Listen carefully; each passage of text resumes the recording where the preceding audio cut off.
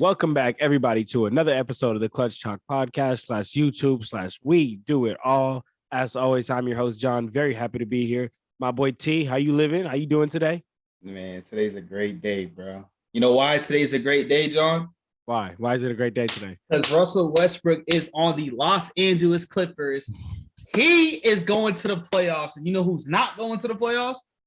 LeBron James, baby. That's cap, man. That's cap, man. That's Come cap. on, baby. Look, hey, I'll agree with you. Today is a great day, but not for that reason. Not for the reason of Russell Westbrook. It's a great day. You know why? Because we got an OG back in the building, man. We got one of the greatest NBA content creators out there in the game right now. My guy, Garrett from the Super Mario Hoops 24 channel. My guy, Garrett, how you doing? Doing really good. I can't remember the last time. It's been a while, I think, since we collabed. I think it was before the season. So glad to be back. And I know we're going to get into a lot. So I'm looking forward to it.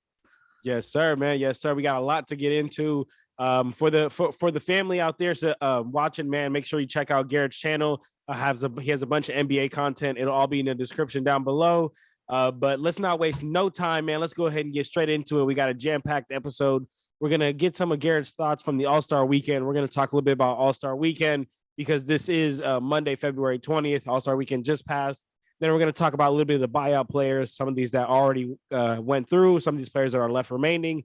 And then at the end, to wrap it up, we're going to get Garrett's contenders versus pretenders as far as playoffs and who's going to be that top 6 seed. So y'all boys ready to get into it today? Yes, sir. Let's do it. Let's do it. Let's do it, man. All right. So let's go ahead and kick it off with the All-Star Weekend, man. So guys, how did you guys feel about the weekend as a whole? We'll get into the game. I know Mike Malone and some other people, had some choice words about the game, but how did you guys feel about the weekend as a whole? Dunk contest, 3-point, the game and all that. I guess I could start. So, I mean, starting from Friday night, that the main events there, Celebrity Game, Rising Stars, the Celebrity Game, I actually thought was pretty interesting. And it came down to the end. It seemed like they didn't really care near the end, but I don't know if you saw the Miz with that shot, like just after the buzzer. I was like, man, I was almost hoping he would have hit it like in the time. But yeah, that was still crazy. It might be one of the best ones I've seen in a while. And I think the cast of celebrities too was actually like probably the best it's been in maybe 5-10 years. So I really like that. The Rising Stars, I don't agree really with the format of the 4-team tournament thing. And they played a 40 and then they played a 25. Like, just bring back the days where it was like just 2 teams, rookies, sophomores. Like when we had those Kyrie Irving, Brandon Knight moments, or the Tim Hardaway Jr., Deion Waiters moment. You know what I mean? Like, we need like those interactions. And I guess that's going to kind of go hand in hand when I get to the All-Star game. But, Saturday night, the skills challenge, I think they need to go back to that format too, where it's like 8 people and you do like a tournament at the same time. That was really entertaining for me. Whether you want to do 4 guards, 4 bigs, or just 4 or just 8 people or whatever, it doesn't matter. But I think they need to bring that back. And then the 3-point contest, I mean, I liked it. I think it was pretty good. It's pretty surprising that I guess like we had 2 Pacers in the finals as well. Especially because I think a lot of people are counting out Halliburton, but I mean, going for 31 in the first round, that was really exciting. And then of course, Dame time, clutched up. So that was exciting too. And then the dunk contest, I mean, Mac McClung put on a show. Other than that, wasn't too much. I mean, Trey Murphy did pretty good, I would say. I think KJ Martin would have done better if he had maybe Şengün throwing the passes to him, not Jae'Sean Tate. But I mean, either way, I think it was probably the best dunk contest we've seen since the Derek Jones, Aaron Gordon one. Because that was also a good battle right there. But it's tough because I know everyone's like, did Mac McClung save the dunk contest? And personally, for me, I still don't think so. I know he put on a great show, but it's going to take more than that to like save the dunk contest or, get more people incentivized to do it in the future. Like I was thinking about it, like maybe they could do something where I don't know if you guys ever played like NBA 2K11, 2K12, like when on the blacktop mode where they had the slam dunk contest and they give you 60 seconds and then maybe you have like 10 judges, like 5 looking each way. and then for every dunk they do, they add up how many points like you can get or something, like scale 1 to 10 or something like that. I feel like they could do something of that scenario and do like a tournament. It would probably take less time. And you wouldn't get upset with as many misses, but I don't know. And then the All-Star game, I personally enjoyed it. I think Mike Malone is wilding. But I think part of it is just because, like, Giannis was hurt. LeBron ended up getting hurt midway through. And then you already have guys like Durant not playing and Curry not playing. So people were kind of not intrigued by that. I mean, guys like Jokic didn't really try, like, per se. But I thought Jason Tatum was insane. I thought Donovan Mitchell was insane. Dame put on a show, especially in the second half. And I kind of I know people hated like the Jaylen Brown, Jason Tatum one-on-one segment, but I think that's fine. You know what I mean? Like, I get it. There wasn't enough defense in the second half, probably this year, as usually in the fourth quarter, they've ramped it up ever since the Kobe format has been implemented. So I was kind of disappointed with that. But other than that, though, I think it was still pretty good. So overall, I don't know where I rank this All-Star weekend as a whole, probably like B- per se. I mean, like, there were some goods, there were some bads, but overall, I think there's simple ways they could fix like All-Star weekend too. It's not like something major. But I don't know. There was a lot of excitement too. So I personally enjoyed it. But yeah. Man, yeah, absolutely. That absolutely was a great All-Star game. Before I get to you, my boy T, let me ask you, Garrett. Was your guesses right? Who did you guess for the dunk contest? Who did you guess for the 3-point contest? And did you get it right? I'm glad you asked me. I don't know if you saw my tweet about it, but so on Saturday I actually went a perfect 3 for 3. Okay. I picked the Jazz to win the Rising Stars. I picked Dame for the 3-point contest, and I picked Mac McClung for the dunk contest. And actually, I thought, like, for the celebrity game that Team Dwayne would win. And then I thought maybe Team Power, Team Joakim would win for the Rising Stars. I think I got every team right except for LeBron for the All-Star game, but nobody could have predicted that he would have got injured too. So that one's kind of hard. I also did pick Donovan Mitchell to be MVP. I was pretty close. If Jason Tatum wasn't playing the other night, I think I would have got that one as well. So I think I did pretty good with my predictions for All-Star weekend. Okay. My boy T, how you feeling? How'd you feel about All-Star weekend? Man, oh man, listen, bro.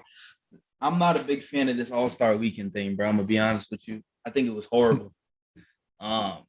Starting with the celebrity game, it was cool. It had its moments. DK Metcalf was dunking, doing his thing. 21 Savage, I don't know what he was doing. He was looking awful. I see why he grabs the mic and doesn't play basketball, because he was just horrible. I get it's a celebrity thing. Wasn't really a fan of it. Never really was a fan of it ever, like, throughout my years. Didn't really care for it. But this year I watched it for content purposes. I got views off it, so I'll take it. Anyways, but going to the skills challenge, I need, the NBA needs to listen to this pod. Stop bringing the Giannis's brothers. I cannot pronounce their last name, but stop bringing them. They're horrible at basketball. Like, they just want to take the spotlight every single time. We only care for your brother. We don't care for Alex. We don't care for Thomas. Bro, they are horrible. When they were doing the bounce passes and the chest, like all the skills challenge stuff, they played. It was just terrible. I just don't like that. They need to bring more talent. I like the rookies, and I like that, you bring a team with it, like the Jazz during that time. I don't know if y'all noticed, Jordan Clarkson, it looked like he was just in another land, sagging his pants, jewelry on, this and that. It was just like practice for him. Like, he was just having fun, and they still won. But I think you keep, like I said, Jabari, Paulo and stuff like that. Add another team, but take the Thomases out, the Giannis's brothers out, because that's 2 years in a row now where they've been in this event and they're just awful. They can't shoot, they can't pass, they can't dunk, they can't do nothing. They did a little zesty little layup, like, bro, I'm just tired of it, right? 3-point contest, predictable. If Dame's in it, let's be honest with you. Like, I know everybody had like their little predictions. Maybe Buddy comes in, maybe Tatum or Tyrese. But let's be honest, Dame, if Curry's not in it and Dame's in it, Dame's going to win it.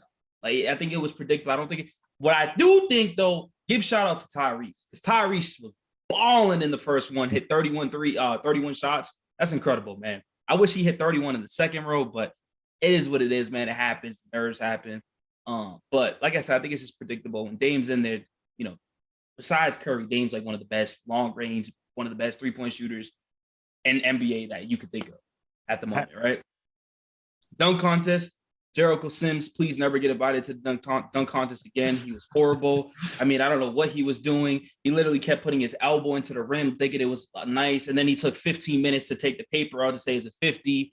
That was just terrible, right? And I don't want to blame it on Jericho because bigger players, their dunks are not going to look the greatest, So that's why Matt McClung's dunks look better because he's a smaller player. So it looks like, wow, how did you do that? So Jericho Sims, believe it or not, Trey Murphy, I thought he had a lot. I thought he had a lot of good dunks. Let's be honest with you. When he threw the ball in the air and then put it through his legs and this and that, I was like, oh, okay, that was really, really good. But at the end of the day, people came in with Matt McClung already winning because of his name before, NBA. So I already figured he was gonna win. I just won money off that too, so I'll take that. An All-Star game, I like last year's All-Star game than this year's, but I love the one-on-one Jason Tatum and Jaylen Brown. Why LeBron? I think. Listen, let's talk about this point real quick. If y'all notice, LeBron played no defense that whole game, John. And then Shea goes for a layup, and now he's trying to chase down, block him, and then he gets hurt. You think he did that because OKC beat him when he got the record? Man, you think LeBron's feeling the type of way about that? No, you're not feeling no type of way about that. He feeling the type of way about that. Nah, you're not feeling no type of way about that. If you saw too, I saw after the game, Shea said that he'll remember that for the next time they face. So they play the 4th game, I think, after All-Star break. So I'd look out for that one. Man, OKC's gonna destroy them once again. Thank you. But man, we got 2 haters in the building, man. Listen. I'm just telling you what he said. Overall, I'm not a fan of All-Star Weekend. I asked my friend on the phone today. I said, "Is it because we're getting older, or is it because players are just not participating? Injuries are happening?" He's like, "Nah, bro. It's just because players are getting injured. Players don't want to participate. Look at Ja Morant. Never want to do the dunk contest. He's hard-headed. Zion, he claims he's going to do a dunk contest, but next year we all know it's going to come and he's going to be injured, so he can't do it. So we're going to rely on G League players. And one thing I don't like is that we relied on a G League player to make this dunk contest. Because if he wasn't there, this dunk contest would have been one of the worst dunk contests in a long time. Let's be honest with you. If he wasn't there.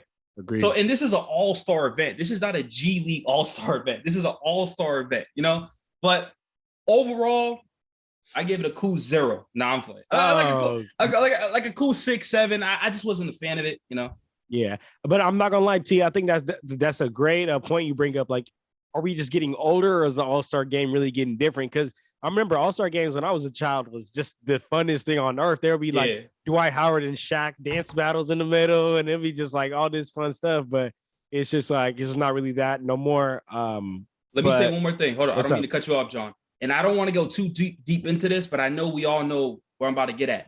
The dunk contest participants, right? There's one specific person that should not be in this dunk contest participants ever. Karl Malone.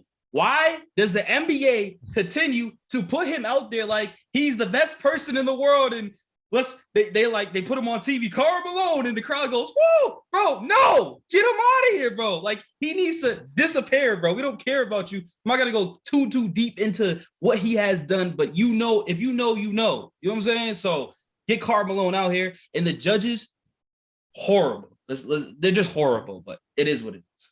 Man, yeah, I'm not gonna lie. I definitely wasn't a big fan of the dunk contest this year. It was crazy. It was crazy to see Dame hit that basically a full quarter. Honestly, when where he hit behind the half court line, and the crazy thing is that he missed that. He had missed that. I believe he made the first one, then missed the second one. It was just wild to see that. I remember I was watching the game. And I was telling my girl, like, just look at the way he's just shooting it. Like, he's not push shotting it. Like, he's real life just shooting it like a regular jumper, as if the rim is 5 feet away. So with it, man, that is just a credit to Dame and his talent. See my boy Trent doing his best Dame impression right now. If you on YouTube, you see, hey T, let me see it again. Let's see a Dame impression. Let's see the Dame impression. Nah, bro. Listen. I can't have a Russell Westbrook background and do Dame and start doing this. That is true. That is true. You know what I'm saying? He sent my team. Loyalty. He sent my team home, bro. We don't do that. Switching up the loyalty, man. But all right, y'all. So then let's go ahead and keep it pushing, and let's get to our next segment here. We just had a fun talk about the All-Star weekend, but now we're moving on. After the trade deadline, after All-Star, what comes in a picture besides the playoff push is the buyout players, man. So I do want to get into some of these players. We're just going to talk about some of these that have already signed, and then some of these others that are available, and just some teams you guys think that could be useful to them. But let's go ahead and kick it off with the biggest news that has been controlling the day today on here on Monday, February 20th. And you see it, man. My boy Trent got Russell Westbrook in the back, and that's Russell Westbrook signing with the little brother of the Los Angeles Lakers, the Clippers. So, my boy Garrett, I want to open up the floor to you. I know you a big Kawhi fan. I know you've been a big advocate of the Clippers so far. Talk to us about this move and some of your thoughts. Yeah, so basically before the season, throughout the season, up until, basically this point, I've been saying the whole time that the Clippers are going to win the championship this year. I just trust Kawhi enough, and I think getting everyone back healthy, their increased depth, I'm like, this is the year for them. Especially they want revenge. 2021 seemed like that year. Then Kawhi gets hurt. Now I think they would want to make that push. But, now, I mean, I personally, I know Trent's not gonna like this, but I've been critical of Russell Westbrook before in the past. Now, does that mean I think that this move is like completely toxic and it's insufferable and it's gonna ruin the team? I don't think that. But I think they're the biggest X factor with this move is gonna have to obviously be Tyronn Lue, and it's gonna be the way that he manages Westbrook, because I mean, Westbrook's not a bad player by any means. I know he gets clowned on by the media a lot, especially now, like, Laker fans, now that he's gone, Laker fans like John. But I mean, yeah, so I think, he could definitely help them out. They've been missing a true point guard all year long. And I know, like, at the deadline, they added Bones Highland, they added Eric Gordon, and both those guys can play like a point guard. Although, like, Bones Highland to me is, as a Bulls fan, he plays very similarly to Ayo Dosunmu. And I don't think of Ayo as really a point guard. Bones probably has deeper range, which is good for them. They need floor spacers too, but he doesn't scream point guard to me. He screams a guy who can just, get a basket in transition or push the ball up the court. And then Eric Gordon, I know he can slow things down. He's also a good deep range shooter. And I think he can play point guard. But I think most of us recognize him at this point as a shooting guard. I don't think that he's played point guard since like the first time he was with the Clippers. And that was like more than a decade ago. Or I think it was like the first season in New Orleans or something like that. So that was a long time ago, even that. But, with Westbrook, you have a guy who can be like a true floor general. If he can just, kind of stay composed a little bit. Because, with Russell Westbrook, definitely one of the more polarizing players. When he's doing what he can do good, I mean, he's playing like maybe a top 5, top 10 point guard we've ever seen. But when we see the bad sides of him, it almost seems like he's the worst player on the court. So if he can bring out more of those good parts of it, and, the big thing that people have questioned about him too, I would say, is his ego. And it's like, is he going to buy into this? And I think, especially being that he's going to a contract year, it didn't seem like there were too many suitors for him. That you had the Clippers, my Bulls, you had the Heat, you had the Wizards, but most of these teams are kind of set at this point. So it didn't seem like there were too many suitors. So if he wants to, get paid next year and continue his journey in the NBA for many more years, I think it's going to be dependent on how he finishes this season. So personally, for me, I think he's going to have to take a little bit of a back seat. He can still get you maybe like 11-5 or so off the bench or something like that, which I think they probably should bring him off the bench. But as long as he doesn't maybe step over the toes of Norman Powell, who's played really well lately. I think ever since the turn of the new year, he's probably been the best six man in basketball. So that's probably what I would say. And as for if I have them as like my favorite still, for the time being, I'm going to put it on hold because I need to see how it's going to work. But, if they get through like a month from now and they go 8-3 or something like that, and they're really gelling well, the chemistry's well, then I'll, have them back in that spot. But I feel like right now there's definitely a question mark. And I think by the time we hit the playoffs, we'll probably have a pretty firm answer. But I do trust Kawhi. I will say that. I do trust Kawhi. If there's anything about that, I do trust Kawhi. So, yeah. Listen, I loved your answer. I'm not gonna lie, I loved your answer. Let me say what I gotta say, right? I'm not gonna. Okay, listen, right? Russell Westbrook, the last 2 years played for the Los Angeles Bum Lakers, right? He played for them, okay? Those 2 years, and I'm not one of those Russell Westbrook fans that's like, Russell Westbrook's still great. He's still 2017. I know he plays bad. I know he loses games for teams, and I know he could be unplayable. Trust me, I know, because I'm raging when he's doing dumb stuff, right? But I want to say this, right? Russell Westbrook, one, was playing with, who was the coach before Darvin Ham? Frank Vogel. Vogel, right? Frank Vogel and him did not have the greatest relationship, right? And cool, whatnot, whatever. He didn't want to come off the bench. Russ, that year, his ego was like, I'm not coming off the bench. I am too good, as he thinks, right, to be coming off the bench. Whatever. That year was a failure. The next season, new head coach and Darvin Ham. I think Darvin Ham is a terrible coach. That's just personally my opinion, okay? I don't really think he's a great coach. I don't think he knows how to work rotations properly. I mean, this is kind of going off topic.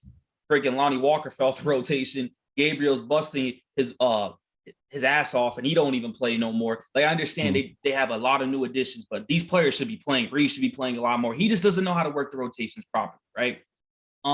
Ever since Russ got to LA, though, there was always this thing. There's always, these fans, and that's the problem with Russ. Russ cares about what fans think too much, and I think he lets that get to him a lot. But anyways, right? The constructed roster against the Lakers, what did they not have? Shooters. What does Russell Westbrook typically play well with when he was during his prime in OKC? He had the ball in his hand, and he had everybody space out, and Steven Adams or Serge Ibaka, whatever, kick out, drive to the rim, or easy lob, or pass out to the shooters, or have Kevin Durant. He didn't have none of that, because the two superstars that were with him are LeBron James and Anthony Davis. And Anthony Davis forgot how to shoot, and LeBron James is not known as a shooter, right? The LeBron James is more known as a bully person, get to the rim, and if they call the foul, because we all know he don't get fouls, right? So one, the roster around him was just horrible. Two, the coaching wasn't great for him. And three, I put some blame on Russ, right? That it was just toxic. He played bad. It just wasn't an overall good spot. Now, him heading to Clippers, what do the Clippers have? They have shooting, they have spacing, and what did Russell Westbrook do? Whatever big he had, he made them great. Steven Adams was his best in OKC. Clint Capella, for a stretch of games with Russell Westbrook, played excellent. I'm very excited to see this pick and roll or pick and lob with Zubac. I think that's going to be something fun to watch out for. I think Zubac is going to have the next 20 plus games. He's going to be playing like a borderline, like top 15, top 20 center in the league. Personally, in my opinion, because Russ makes any center really look pretty presentable. Look at Thomas Bryant. Look at Gabriel when he was playing with the Lakers, right? But now you're going to put this with Norman Powell, Paul George, Kawhi Leonard, a bunch of shooters around them, Eric Gordon. And so I think he's going to thrive perfectly. But my only concern is, can he start or is he coming off the bench? And then you brought up a great point of don't interrupt Norman Powell, because Norman Powell coming off that bench, he's knocking everything. He's getting buckets consistently. Can they play together? Is it because Norman Powell is known to have the ball in that unit? He's known to have the ball, consistently taking a lot of attempts. Well, Russell Westbrook on the court, it's going to go down a little bit. We all know Russ is going to at least take 5-10 shots a game. That's going to take shots away from Norman Powell, right? So that's my only really thing. And I do want to say this about Ty Lue. You brought up a great point.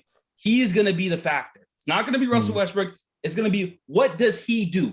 Is Russell Westbrook going to be closing games? Is Russell Westbrook going to be starting? Or are you going to, what is it? Because a report did come out that he signed with this roster with a specific role. We don't know what that role is. It could be a starting lineup. Who knows? But we all know the Clippers players on their team, majority of them wanted him. If you see on the Twitter, they all like, yo, let's get Russ over here. So, and maybe this is a little biased side of me, right? Y'all know what Russ is at the point of his career right now. He's okay. He's a solid role player now. right? So if Russ starts doing what he did in LA, don't be surprised. That's all I want to say. Do not be surprised because we already know what the last 2 seasons statistically have been one of the worst for him. So I already see these tweets. There's a big 3 over there now. But before, y'all said he wasn't even worthy of being in the NBA. He's in China. But those are just the Lakers fans just talking. You get it? So I think, like you said, it's a question mark, but I do think it's a better fit, and I think he has better coaching. Ty Lue is going to be one of the best coaches that Russell Westbrook had throughout his whole career.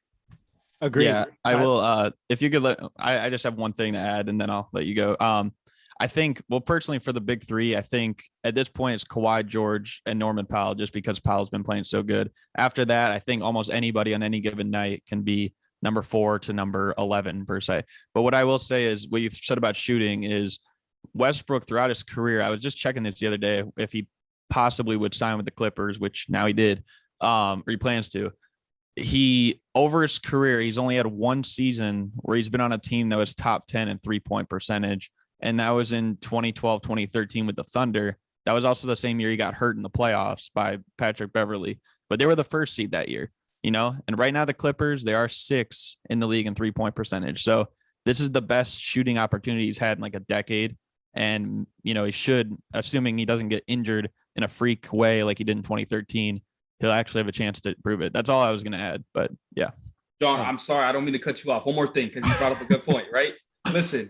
Another thing too, right? So the defense is going to crash. They're not going to play. So the defense against when he was on the Lakers, they would just mainly protect the rim because why not? You know. But on the Clippers, guard Paul George on the wing, Kawhi Leonard, Norman Powell. You got a bunch of Eric Gordon. There's a bunch of Terrence Mann. Like there's a bunch of shooters that they have to worry about. So if Russell Westbrook just can be consistent attacking the rim and making the layups, because I swear his fingers are always messed up. He's always losing the ball when he's attacking the rim. If he can just be consistent driving to the rim, I think this is going to be a perfect role. Less the turnovers just a little bit. Play how you play, Russell Westbrook. Let's prove all the haters wrong. Let's win an NBA championship. And they got nothing else to say because his resume speaks for himself. He's just missing the ring. Look, man, I agree that I think Ty Lue will be a big part of making this work. But I mean, look, if I have to go off what history says, and every time the Clippers have had a good roster on paper, they've never put it together. Never really been able to put it together. The roster that they've had, people look at them on paper. Wow, the Clippers are going to do this. Clippers are going to do that. Disappoint, let down, disappoint, let down. And I think this will be the same thing. I think that this it won't work out. And I agree with you, Garrett. I don't see how this fit's going to work out. In my opinion, this fit works out. And I agree with your point, Trent, about having shooters around him. But I mean, as far as like who Russell Westbrook is at the age of 34, the player he is today, this fit works out less than what it was on the Lakers. Because you're telling me Kawhi Leonard, Paul George, Bones Highland, Norman Powell, Terrence Mann, these are all ball dominant players. So what do you, as the organization, as a head coach, like what are you doing? You're going to bring in Russell Westbrook, who you just bought out of the buyout. You're going to bring him in and replace him and take the ball away from Norman Powell, who's been going at it. He shouldn't do that. He definitely not going to take the ball away from Paul George. Definitely not going to take the ball away from Kawhi Leonard. Bones Highland also just kind of came in. He's going to be a little bit of a rotational player, but what I'm interested in is seeing this actually work. Like if this was 2K, yeah, this would be great. This would be sweet. You'd have points all day. But the thing is, things don't really work that way. And I want to see how is Russell Westbrook gonna act when he's not getting as many shots as he wants, because Norman Powell's taking the shots that he feel like he should be getting, when Bones Highland's taking the shots that he feels he should be getting, even when you know, other rotational players, you know, come up and get shots up. I want to see how is Russell Westbrook going to be able to take that, and as far as is he going to become a locker room cancer after that. And my only other question is, you know how Russell Westbrook gets when he doesn't get his way. You know how he gets when he doesn't get his way. Time out. Russell, hold on. Let me say my last point. My last point is, my biggest concern with Russell Westbrook is, what's his role going to be on this team when he doesn't have the ball in his hand? Because when he has the ball in his hands, I agree with you. He's going to be setting up Zubac. He's going to be setting up all these players. When he doesn't have the ball in his hand, what's his role in this team going to be? Because he's not going to be a spot-up shooter. I'll tell you that much. All right, listen. Let's get this straight, right? Going to locker room cancer, See, that's just a Laker fan. No, that's not. Stop. He's been a locker room cancer everywhere he's went. That's He's been cap. a locker room That's, cancer that's, everywhere that's he's went. all cap. That's No, all cap. he's absolute. When he has not got Stop, his John. way, Stop, Trey, John. you know Bro, that. that's all. You know cap. that. Every You're time just he listening doesn't to get the his way, media. That's I'm all you're not doing. listening to the media. You are I listening watch to the every media. single Lakers game. I have watched every single Lakers game from when this man was not on the team and now this man on the team. You can see the clear chemistry difference. You want to talk about last year? You brought it up yourself. He came out in the public media and made a big deal about how he's not coming off the bench. You're telling me right now that that's not toxic? Okay, so hold up. So I'm gonna listen to a player that just watches it. I'm not even a player. I'm gonna listen to a person that just talks sports, that watching the game on TV, but that knows nothing what's going on in the locker room. You just go off reports, and let's be honest. Let's get this straight. Russell Westbrook has it out for him. There's people that saying they said a vampire thing about Russell Westbrook. Every teammate. I'm not going off. Stop. Hold up. I'm not going off. I'm going off the facts. Bro, Did he or did he not publicly say he's not coming off the bench? Bro, listen, can I talk? Let me talk now, right? I'm just asking for a yes or no. Right. Listen. So the first season with Frank Vogel, right? You got to realize, let's get this straight, and I'm going to answer your question. That's the first season Russell Westbrook ever had to play that role. When you're I don't care. You got to understand it. Let me talk, bro.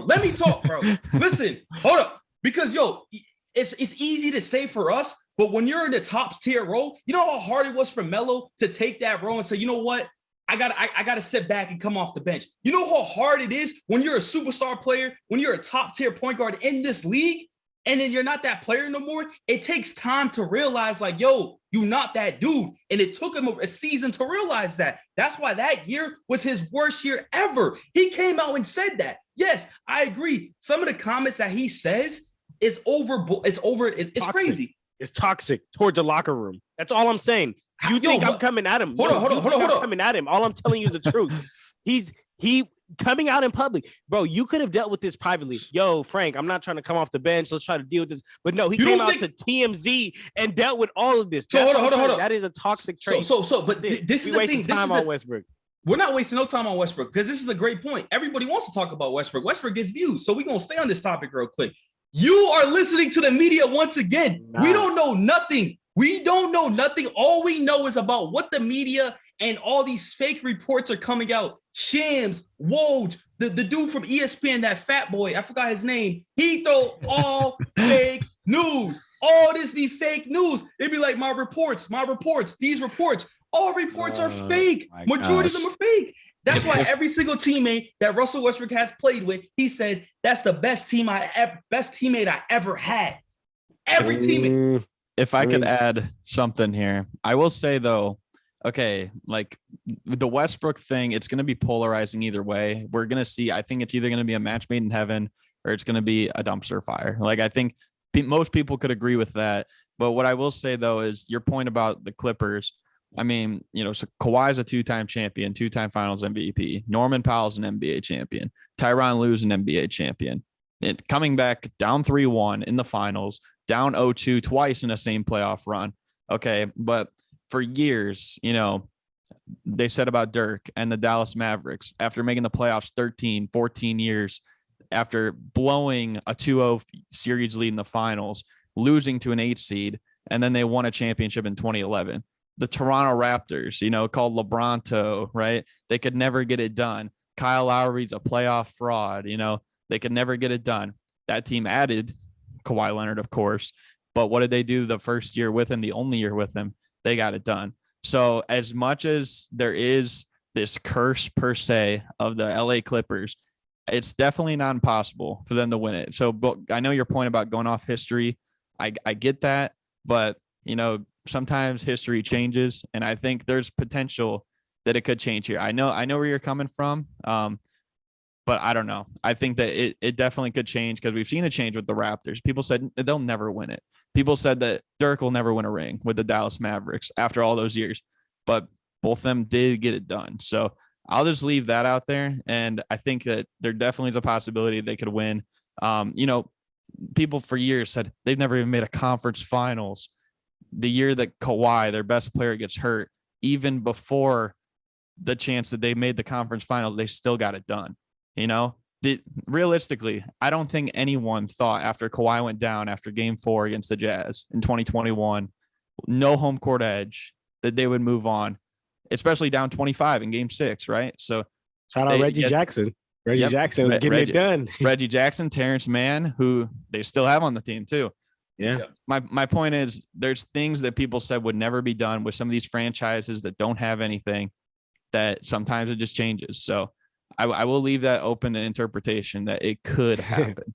Listen, I'm not saying the Clippers are going to win a championship. I hope they do, to prove a lot of people wrong. But I just want to say this, and we can change the topic. This is a buyout market, meaning you have to talk to the Clippers, and you have to talk to the owner, and you have to talk to the players and coaches to agree to the contract, right?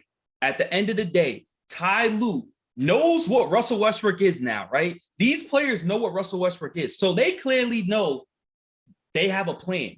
You don't just sign someone and be like, all right, look, we're just going to sign him just because. We don't know what we're going to do with him, but we're just going to figure it out. No, they had a plan. There was a meeting scheduled with Kawhi Leonard and Paul George, and no one cares about Paul George because he just be, whatever. Kawhi Leonard's a dude. If Kawhi Leonard accepted it, they know stuff that we don't know yet, right? So I just want to throw that out there. Like you said, Ty Lue's a champion coach. They got champions all over that team. They got a bunch of veterans. They know what's up. Okay. All right. Well, look, we didn't spend all our buyout time talking about Russell Westbrook. I just want to throw out a great buyout candidate that recently signed with the Suns, and that's Terrence Ross, man. I think that was a great pickup for a team that already won the trade deadline. Just that last game before the All-Star break against the Clippers, he played solid 25 minutes, scored 16 points, had some timely baskets, and I mean, for the Suns, you just added a veteran scorer. So just want to give some love to Terrence Ross, because I think that might be on the low one of the best buyout moves. I'm not going to lie to you, that or the K Love move. But that's going to be my next question to you guys. What's best buyout move to you guys so far? Well, first of all, I do agree. I think that the Terrence Ross move is pretty nice. Him and the Suns, after making the Durant move, even before that, like the one thing that people looked at is like their bench. Like their bench just isn't that. Cameron Payne can play well here and there.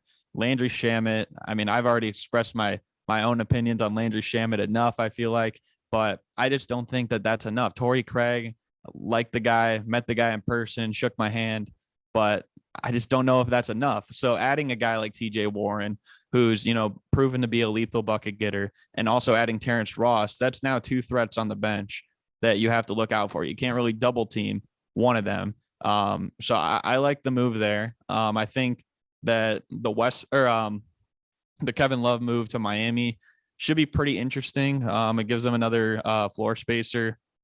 It doesn't, I don't know. It's like they don't seem like they have like a true, because Bam, they run at center, even though I really think he's more of like a power forward per se, just the way he plays. But I mean, they don't really have like a guy, I feel like, at that 4. So that could stretch the floor like Kevin Love with that veteran leadership too. So that's a nice addition. And I will say, I don't know if you saw recently, it was about an hour or so ago, with my Bulls, and I'm kind of interested to see how it works with Patrick Beverley, who I said personally, if we were to get one of, they're talking about Westbrook, Beverley, John Wall, those are kind of like the 3 guards that have been thrown around the buyout market the most over the last week. I said the one I would want the most on my Bulls would be Patrick Beverley, just because we have no one that's a spark plug on our team. We need someone who can be like that vocal leader, get us energized, and he's from Chicago. So I personally like the addition. As he said, he's never missed the playoffs other than that one year where he got hurt and missed like basically the whole year. So gives me a little hope as a Bulls fan. But if we make this late playoff push and then it's just not enough, then I'm going to be really disappointed, because we're going to lose our pick and we're not going to make the playoffs and we're just going to look like a bunch of jokes. So there's that. But yeah. Yeah. So going to the Phoenix Suns, right? Talk about Terrence Ross. I feel like a lot of people is missing, right? You add another scorer, you add another scorer coming off your bench. But let's not forget, they added TJ Warren during that Kevin Durant trade. But not only did they add TJ Warren, they added Darius Bazley, and he's very underrated. He is 6'9". He's actually where I'm from. He used to live out here. So it's crazy to see him in the NBA right now. So you added 3 scorers that could come off the bench and get you buckets. And let's not forget, I already think they have one of the best starting lineups in NBA on paper. Even if it's not even on like on the game, like I think they have the best starting lineup. CP3, Booker, Durant, whoever the 4 can be in 8. That's one of the best starting lineups in NBA, in my opinion, right? But not so their bench, like you said, Campaign. I think I'm not a big fan of Campaign. I think he's corny. I think he's fake tough. I think he's all this and that. Whatever, he's a fraud. But he's still a nice backup point guard, right? You still got Damian Lee. Now you add these other options coming off the bench. Monty knows how to work the rotations properly. Torrey Craig been knocking down a lot of shots. So I like the Phoenix Suns. I don't like them this year, but next year I have them winning it all. Kevin Love to Miami. If y'all don't know, I cover the Miami Heat. I got a whole channel basing off the Miami Heat. So I was super excited that we got Kevin Love and also Cody Zeller. A lot of people are not talking about that.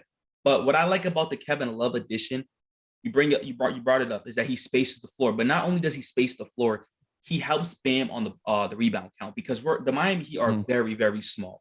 We have no backup big. We're relying on Caleb Martin and Bam Adebayo. And Bam Adebayo, to me, is not a true center. And so when you're already playing Bam at the center and then Caleb at the 4, you're just already a small team. They had no backup big. You're at 7, was dealing with injury. They released Dwayne Dedman. They're relying on a 2-way player in Orlando Robinson. So not only did you get that, you add more shooting. The Miami Heat are one of the worst shooting teams in the NBA this season. They can't shoot for nothing. So now you're adding shooting. You're adding a player that has IQ. I feel like he's an underrated passer. He brings a championship experience already to Miami. So I love the addition. He's terrible on the defense end. That's why I think that was the main reason why he got kicked out the rotation, because he cannot play a pick and roll defense for the sake of life. But the Miami Heat are a top 5 team on the defense end. So I don't think that'll be such a problem too much as the Cavaliers, right? Going on to Patrick Beverley to the Bulls. I see why they did it. Lonzo Ball out for the season. Ayo, Kobe White, personally, are not true point guards, but I don't really think Patrick Beverley is a true point guard either. But I think they just wanted that veteran experience. I think they wanted that veteran guard that brings the intensity every single night, who brings that energy and can do that little spurt for the Chicago Bulls. I was watching the Bulls versus the Brooklyn Nets the other night before All-Star Week. They couldn't score for like the last 5 minutes in that fourth quarter. I'm not sure if you watched it. They couldn't do nothing. They couldn't do nothing. And Patrick Beverley would brought timeout. Yo, what are you doing? Like, Patrick Beverley is like one of those dudes who call you out right then and there. Goes to that on the timeout. Yo, what's up? Like, he gets his team rolling. And I watch his podcast, and I'm actually a fan of Patrick Beverley. After what he did to Russell Westbrook, I wasn't, but just watching him and hearing what he says, he is true. Like, he's one of the realest in the NBA, personally, in my opinion. So I like the addition.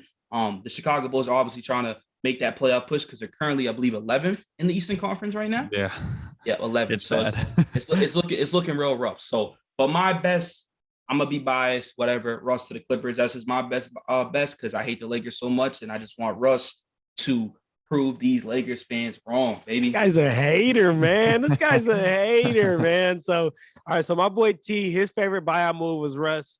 My boy Garrett, if you had to pick one, what was your favorite buyout move? I guess right now, just because I am a Bulls fan, and I think the Beverly move is a good move, probably it's the only move we've made this year, might I add. That's the only addition, subtraction, trade in the last year that we've made. So anything is better than nothing, especially at this point. So I'll go with the Beverly move. Okay, all right. But I will say too, not the buyout market, but what you said about Baisley, I think he should start at the 4 for the Suns. I think that would be nice. Okay. I have Baisley at the 4. Man, and that would be big for Baisley. He's a young guy, be around all that great talent. That'll be big for his trajectory. But all right, yeah. So let's go ahead and get to this contender versus pretenders. My boy T, I know we've gone over this. I know we've already talked about, some of these contenders and pretenders. So Garrett, we really want to get yours. And when I say contender, I need to make it clear. I mean, playoffs. All right. So at least top 6 seed. So I know that, we have the whole play-in situation, but we're doing so at least top 6 seed. And then I have for the West, I have a list of 7 teams here. For the East, I have a list of 8 around like 7 to 8 teams.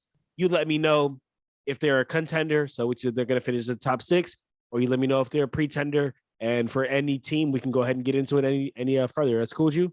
Yes. So what I will say, what if there's a team that I think might finish below 6, but has a better contender status than a team that probably will?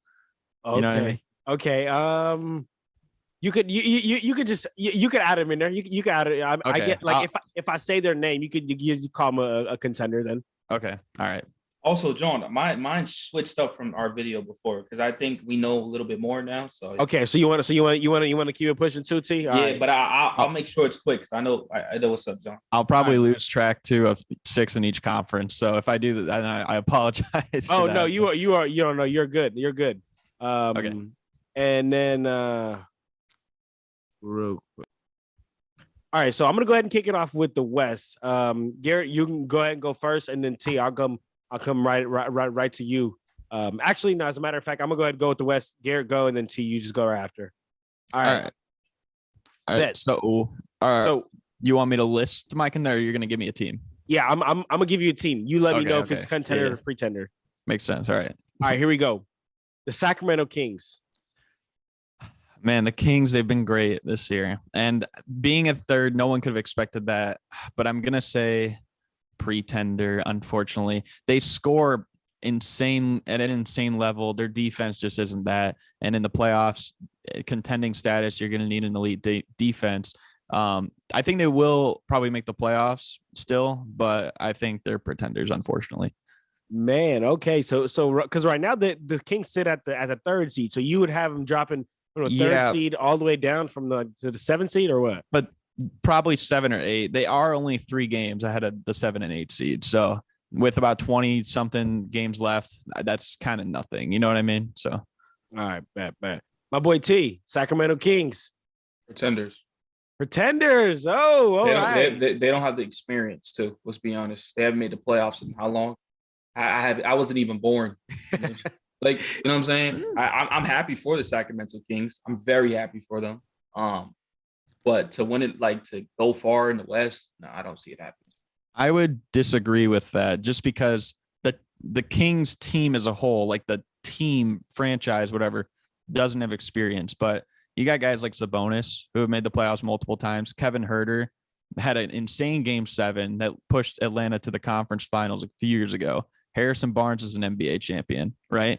You know, Terrence Davis was on that Raptors team, I believe, that won the championship. So you got guys that do have experience. It's just a matter of putting it all together. And usually the first go around is also the hardest. So I still think they're pretenders, but I do think their experience is maybe a little undervalued. Okay. And they also got Mike Brown as their head coach. That is too. So they do that, and I gotta throw it in. They got my guy Shane as the player development coach. My guy Shane, you know what I'm saying? Got to show love. Big clutch talk interview. But all right, let's keep pushing. The Pelicans, contender or pretender? I'm gonna say pretenders only because I can't trust the health. I mean, we haven't seen this team healthy all year. You know, even when Zion was playing, Ingram was out. When both were back, CJ was out. Now Zion's out.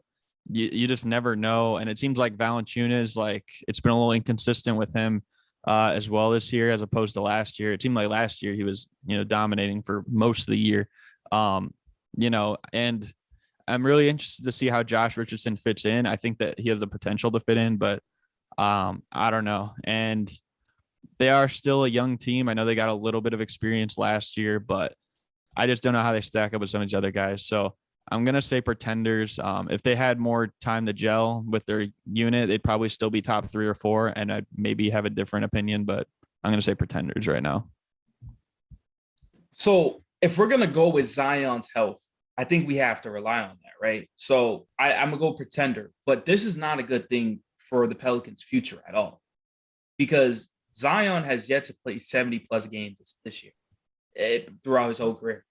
And Zion, we all know, is going to at least miss 30 games. Let's just throw 30 games out there. At least 20-plus being nice.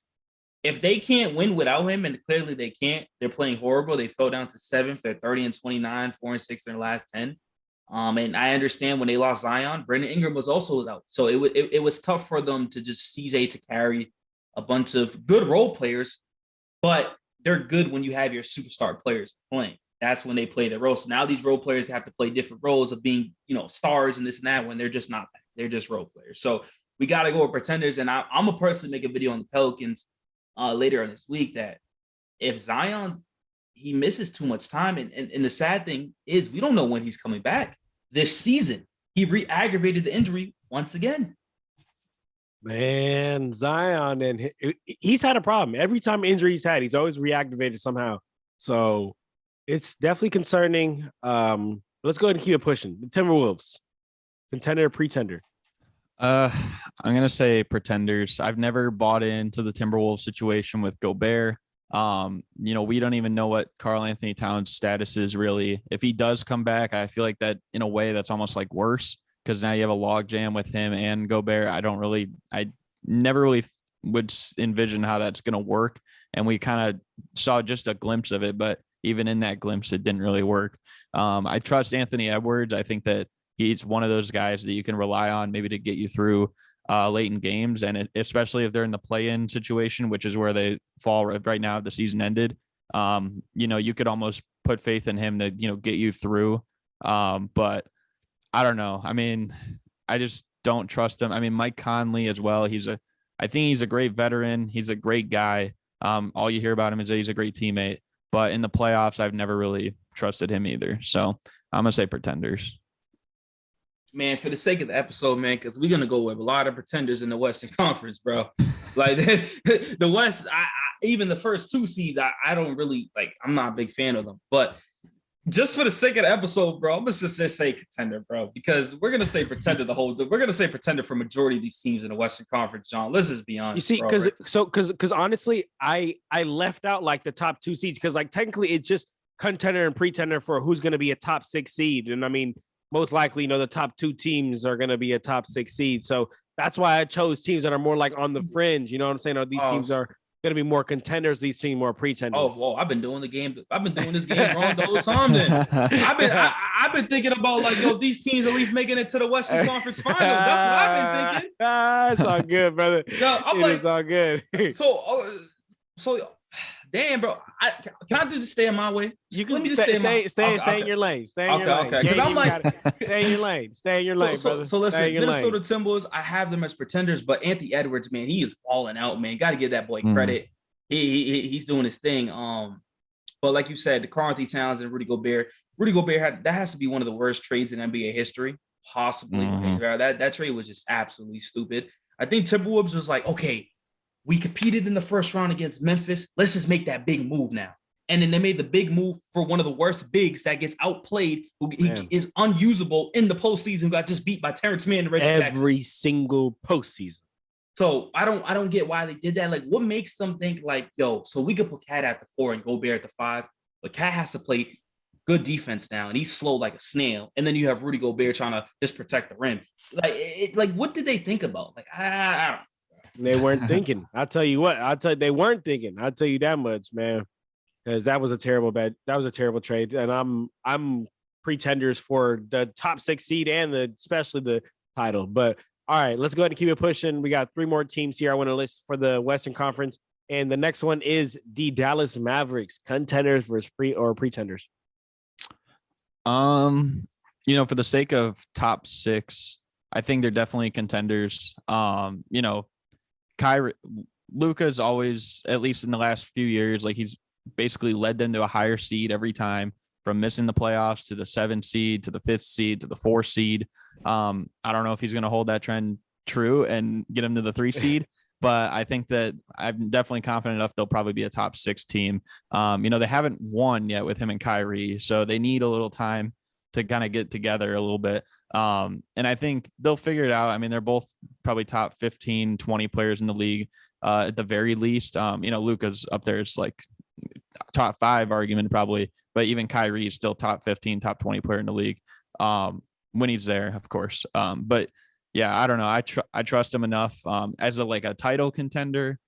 Not completely sold, but I wouldn't be surprised. Like if they get the right matchup, they can definitely get to the Western Conference Finals again. But I will say, for the sake of a top 6, I think they are contenders. Okay. T? I got them contenders, bro. When you look at this Western Conference, it's trash. The West is trash. Like, bro, they come up, and I'm just going to name the teams. They come against Memphis, they could beat Memphis. Memphis are frauds. Sacramento, I think it'll be a dogfight. They could beat them. Phoenix, another dogfight. Bro, like none of these teams fear me. Like none of them. I know it's all about matchups and stuff like that, coaching, rotations, and some teams have good nights and maybe some teams turn it around. But man, when you got Luka and you got Kyrie Irving, I'm just gonna put my trust and faith in them. I don't care about anybody else on the roster. Maybe this is just sounding pretty dumb, but listen, I seen Luka make his team last year. Yes, he had Jalen Brunson and stuff like that, but his team wasn't constructed that well. Besides, the addition of Brunson, and look how far they went. So they're 31-29, like you said. They haven't won much games yet. I do want to say Kyrie Irving was out a game with an injury. So they need to finish these next 20-plus games strong, and I need Kyrie Irving to be out there for at least 17 games and Luka to be out there at least 17. I'm going to give them a little slack because, they all miss games sometimes, but they got to get that chemistry. In those 17 games, I need to at least come out with 14-3, around there, 13-5, whatever the case may be, but they need to come out positive and start playing better. But when you have these two superstar players, I can never doubt them. I'm just not going to do it. Luka's just Luka alone. I don't really Kyrie Irving cool and all. I seen him choke. Luka alone could literally just carry your team, bro. Agreed. Luka is that boy. He got that Luka magic in him. I do love Luka and Kyrie together. Although as again, episode's sake, top 6 seed, absolutely contender. They will do it. Championship contender only because we've been doing it. I don't know. I got some questions, but that's that's something that we can get into for another time. I do think that they got to worry about that big. Thought they were going to do something at the trade deadline, but no moves were made. But that's a whole nother episode. We can get into that. Now these last two teams, based on I know Garrett, I know T. I think I know y'all answer on this one because both of y'all some haters, but the Lakers. Pretenders, and it's not only just because of just because they're the 13 seed and stuff.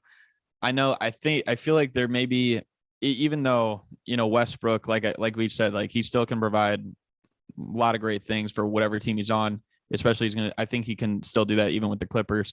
But just in general, I think there was maybe like a cloud lifted a little bit, like when he left, just because that's what the media had been pushing out the whole time. Like Westbrook, it's never going to work.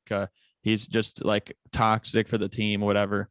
But I'm still looking at the Lakers right now, and they're multiple games back of the play-in. They don't have the tiebreaker over Portland or Utah or OKC. They play Golden State right after break. I don't expect them to win that game. They don't have it over Minnesota. I don't think they have it, or they do have it over the Pelicans. But that's the first team they do, and they're like 7 seeds above them. So they don't have the tiebreaker over hardly anybody. And it takes time to gel with your team. You're doing a whole roster overhaul mid-season. It's hard to, get that chemistry going, and especially because we've seen LeBron teams before, like in 2018, when he got rid of Rose and Wade, Isaiah Thomas and stuff. But the difference is that team was already in playoff position when they did that trade. And there was kind of more of a gap between them and the lottery because there was no play-in. 8th was a guaranteed playoff spot back then.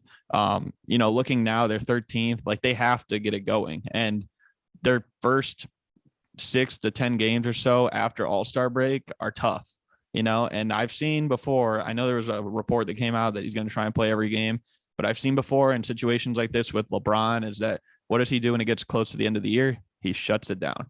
So I would not be surprised if they get to that point and it's like March 20th or something like that. They're like 4 or 5 games back of the play-in, and he's like, you know what? We're just not going to get in.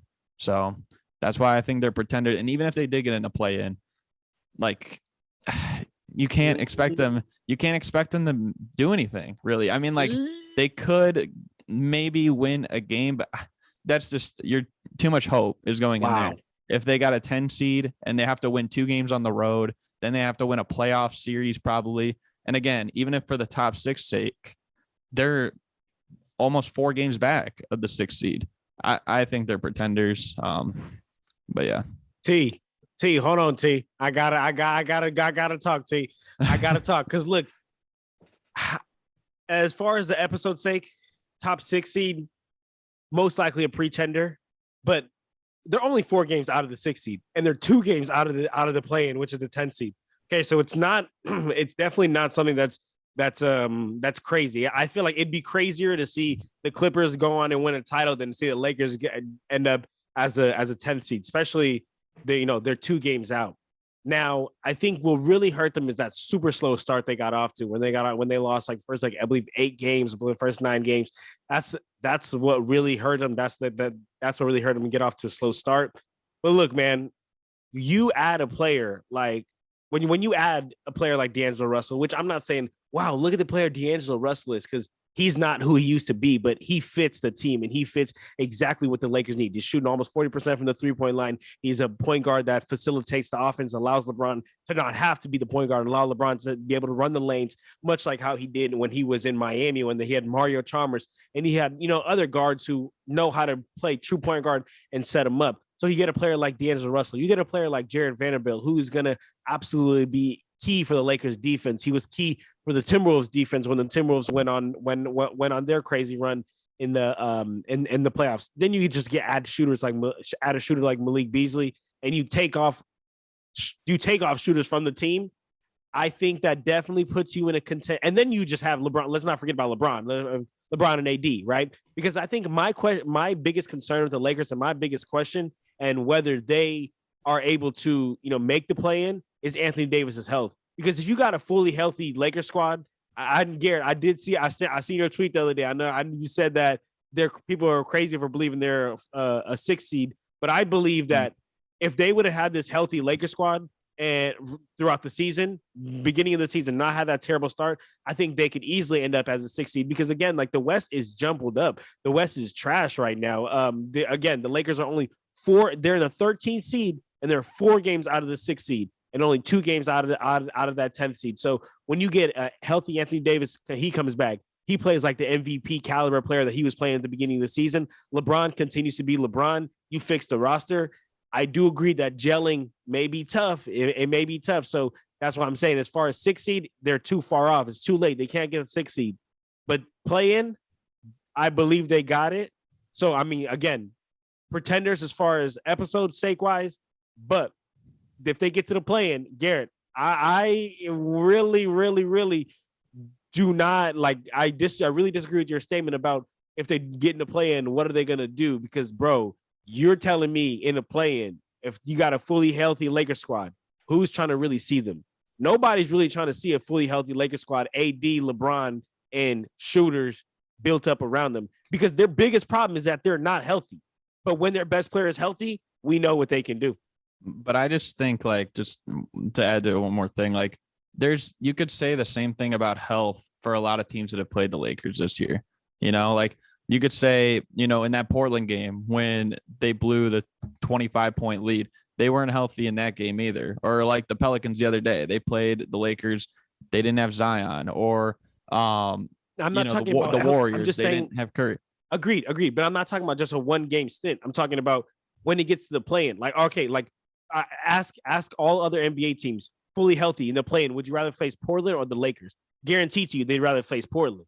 You don't want to face a fully healthy Lakers squad. Right now, neither of them are in it, so they wouldn't face either. Agreed. Neither are in it, right? But both have a chance to get to that 10th seed. And I'm telling you, if the Lakers sneak into that 10th seed, which is I think the only chance they got, there's not a lot of teams that want to face them. That's a lot of hope. They'd have to win 2 play-in games on the road. And then that's just to get the 8th seed and play the best team in the West this year, the Nuggets, they're going to have the 3-time back-to-back MVP. And I'm liking the way that team's playing. They're one of the best. Garrett? Whoa. He's going to win his 3rd MVP. That's the way it looks right now. That might be a hot take, but that's just the way I see it. And this isn't 2020 anymore. They're not going to. But I'm not talking about playoffs, though. Playoffs, yes, it's over. I don't think that the Lakers could do it, but I just think wasn't your question about contenders being like a top 6? No, yes. We're now we've got deeper in the conversation, because I'm a little mind boggled at the fact that you think it's a lot of hope for the Lakers to be a good play-in team. Like, that's wild. Like, you realize Anthony Davis was playing like a top. He would have been the MVP if he kept playing like the way he was playing at the beginning of the season. And you add him too, and LeBron. LeBron's health is a question as well. I mean, we just saw like he missed almost a week right after he broke the record. Now there's reports about like how he injured himself in the All-Star game, and how many games he's missed more games in his 3.5 years with the Lakers than he did all the years before that. So, I agree, because he's older though. He's older, but you matters too. But you brought it up yourself, right? He will Yes. if what he needs to do is shut it down because he doesn't care about a regular season victory and be ready to go for playoffs, then that's what he'll do. I agree with you. Then it's concerning because if LeBron's shutting it down, we're probably not winning the game. So I hear your point. My problem though is that after break, they play teams like they play the Warriors, then Dallas, then Memphis, then OKC after Shea said he's going to be ready for him, Then they play Minnesota again, then the Warriors, then the Grizzlies. Their first 7 games after All-Star break. Then they play the Raptors after that, who after they got Jakob Poeltl, they played really good. And the Knicks, they're a playoff team right now. I believe they're 6, right? Yeah, they're the 6th seed. So that's a tough stretch of games. And the first 9, I would not be surprised. Now they could do better, but there's also a realistic possibility. There's a real chance, a real timeline where they go like 2-7. And then what are they sitting? Like 29 and 39?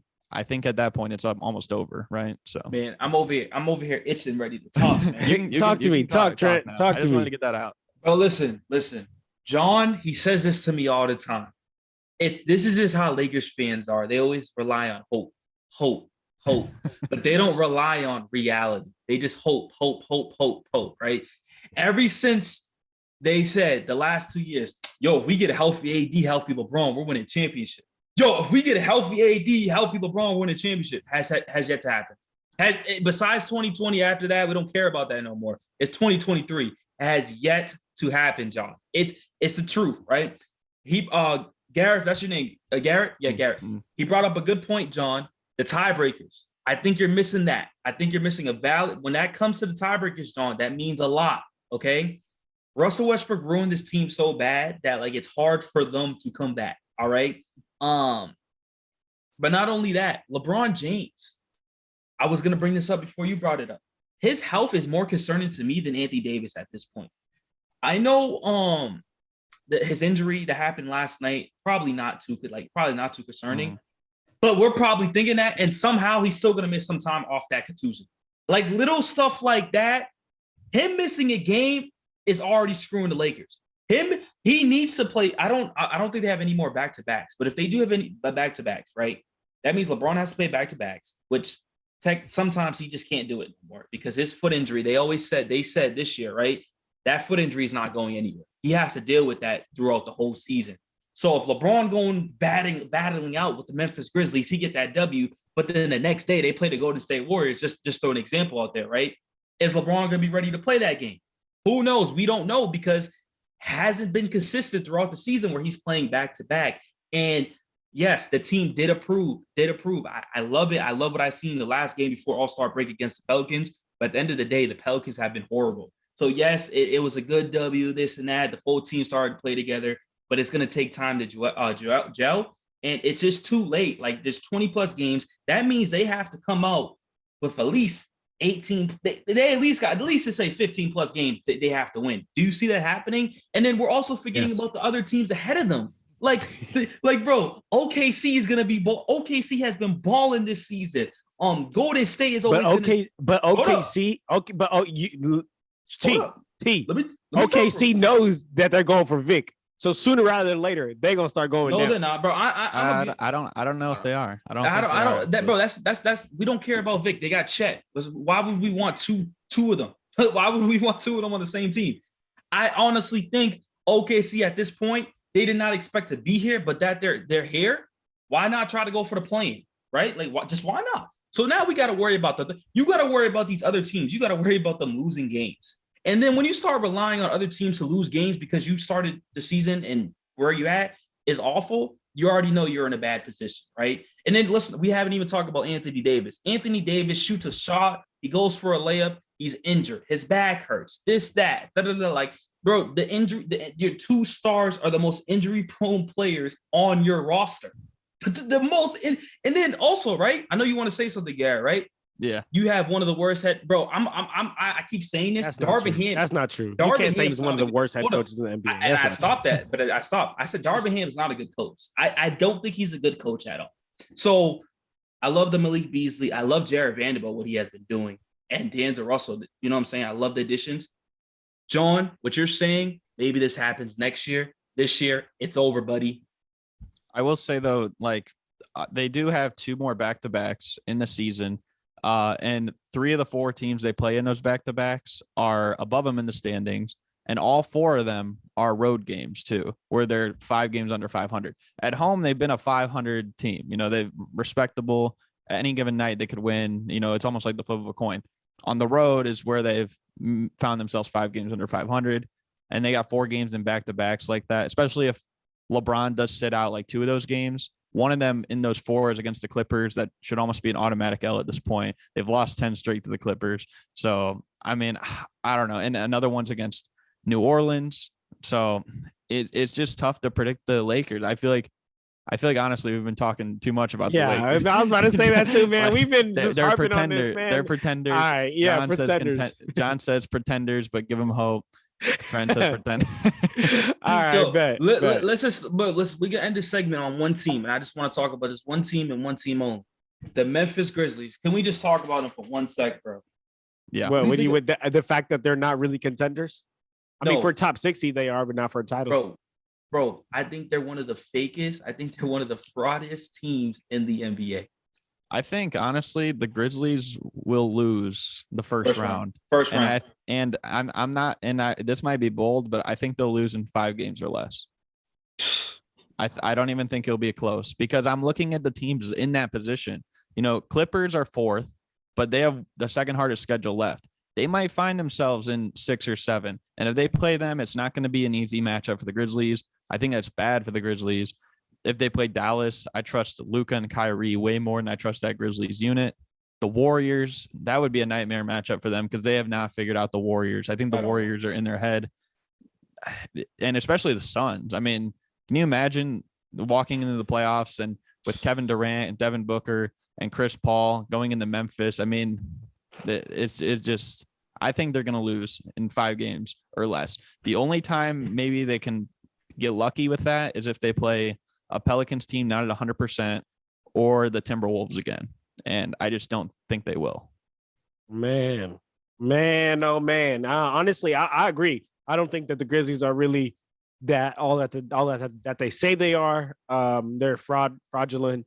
Bunch of fake. They're not tough fine guys. in the West. And they're not fine. They're definitely not fine in the West. They're definitely not fine in the West. Yeah. But all right, guys, look. So this has gone on kind of long. So what we're gonna do here is for the East, we're gonna do a rapid round. I have the teams. I'm gonna list it off. Garrett, go. You tell me contender, pretender, and then T, you go, and then we'll just go. We don't even really got to get up into it. You know, don't want the people at home to have to watch a movie. You know what I'm saying? But all right. So for the East, first team I got is the Miami Heat. Pretenders. This has just not been the year for them. They've had too many injuries. Jimmy Butler something just hasn't felt right about with Jimmy Butler this year because he's missed a lot of games. I think Bam has played well, but pretenders. I'm gonna go with it. See, Contenders. Okay, Hawks. Pretenders. Pretenders for sure. Nets. Pretenders. Pretenders, but a scary first round matchup. I'm gonna say that because they probably the deepest team in the league right now. They got 13 or 14 real guys. So pretenders, sadly, but yeah. Okay. All right. Cavs. Pretenders. Contenders. Ooh, they have I the like that. best defensive unit in the league. Donovan Mitchell come playoff time. I think he's one of those guys that just goes to a whole nother level. And I mean, playing alongside Darius Garland, they got one of the best backcourt shooting backcourts in the league too. The only question is that small forward spot, but they could go with Karis LeVert for another bucket getter or Okoro for defense or Osman for another shooter. They have so many ways they could turn. And I like the addition. We didn't even talk about this for buyouts, but I like the addition of Danny Green too. I think that adds a lot of veteran leadership. Contenders. Yeah. Okay. Also, real quick, Cleveland is not a great away team.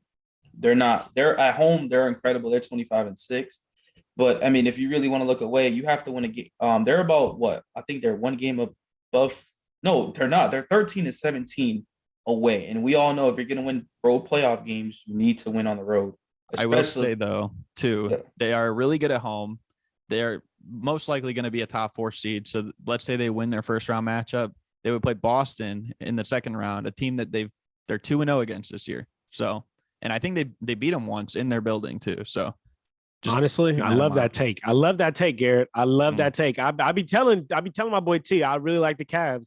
The Bro, Cavs are on the low. Bro, Contender. the Cavaliers are going to disappoint a lot of people this year, and I can't wait to Mhm. come back to this video. And I'm telling you, hey, and my take about Evan Mobley, I'm still sitting on that. Stop it. I'm Yo, still say sitting what on you that. said. Say what you said to Garrett right now. I'll say it. That's fine. In 5 years, Evan Mobley will be a league MVP. Yeah, I've known John has always been high on Evan Mobley because I've told him I've been more of a Cade guy from that draft class, and we always go back and forth about that. But I mean, if Mobley steps up too in the playoffs, then definitely for sure. I personally before the season, I picked them to go to the finals. Now I get Boston, Milwaukee. They both are teams that you can definitely trust when healthy, but being that the Cavs have been up there still, they're still definitely in the mix. You can't count them out. I'm going to stay with it for the time being. So I'm staying with my pick, unless I see like it's getting really sketch, but I have to stay with it right now. I mean, they're playing still pretty well. Yeah, absolutely. Yeah. Absolutely. And I do think that it's big about them being a top 4 seed because at home they are rock and rolling. But all right, last 2 teams right here, guys. The Knicks. Pretenders. Trash. I don't trust their offense. Like they're a lot like the Heat in the way that they're going to win games because they give energy on both ends of the floor, especially the defensive end. They have a veteran leadership coach in Tom Thibodeau, just like the Heat have Spoelstra. So, I mean, they're going to be hard to beat. Like you got to be locked in to beat them for sure. But any of these teams in the top 4 would definitely beat them in a playoff series, assuming they give the effort to do so.